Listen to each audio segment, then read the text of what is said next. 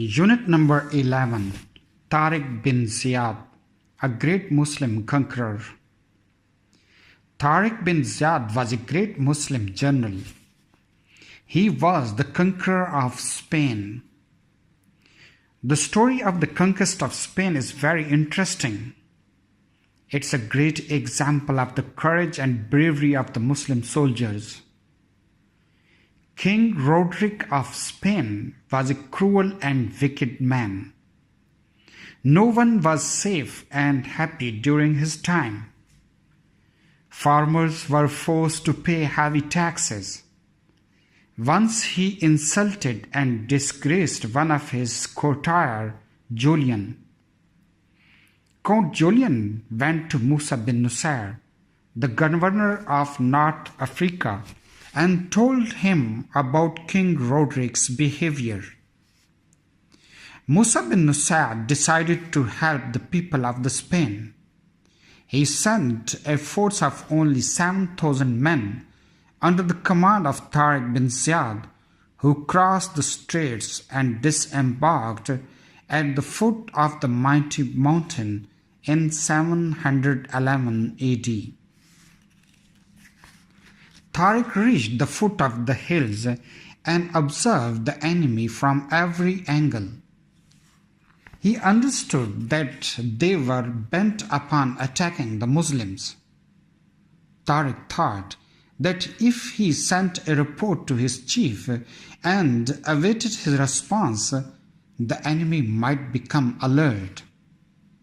So he ordered the burning of the vessels of the fleet which had brought them to Spain. When the vessels began to burn, some of his warriors took exception to that act and said that he had made them vulnerable by burning their boats. No, they would not be able to return their homes. Tariq replied, "The Muslim is not like a bird which has a particular nest." After this, he lay down to take some rest and fell asleep. It is said that he dreamed that the Holy Prophet Muhammad sallallahu alaihi wasallam said to him, "Take courage, O Tariq, and accomplish what you are destined to perform." When Tariq woke up, he was sure of the victory. He then got up and stood in the valley and looked around.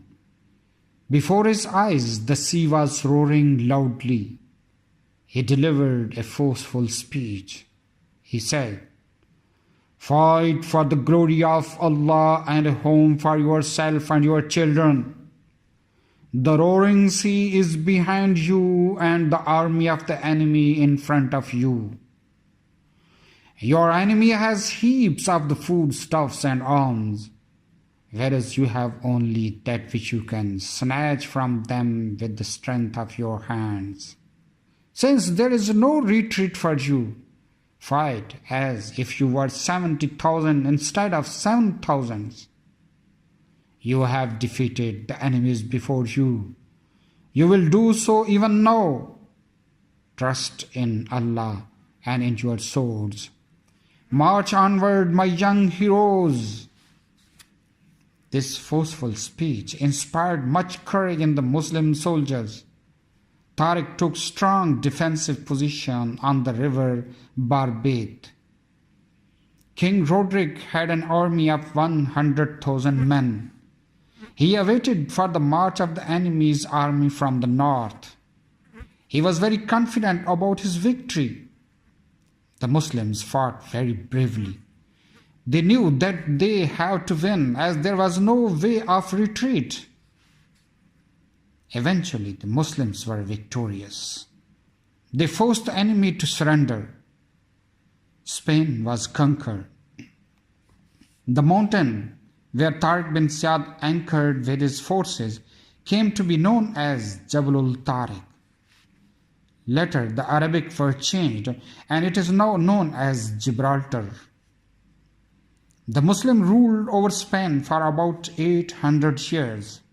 By 718 AD, they had conquered almost the whole Spain. Islam spread far and wide in Spain. The Muslims had more advanced culture than most of the Europe at that time. The Muslims had made great discoveries in mathematics, medicines, and in other fields of study. In Spain, they made these works available to European scholars. Muslim architecture also flourished in Spain. Beautiful mosques and fortified palaces were built. It was a time of glory of the Muslim, which lasted for the centuries to come.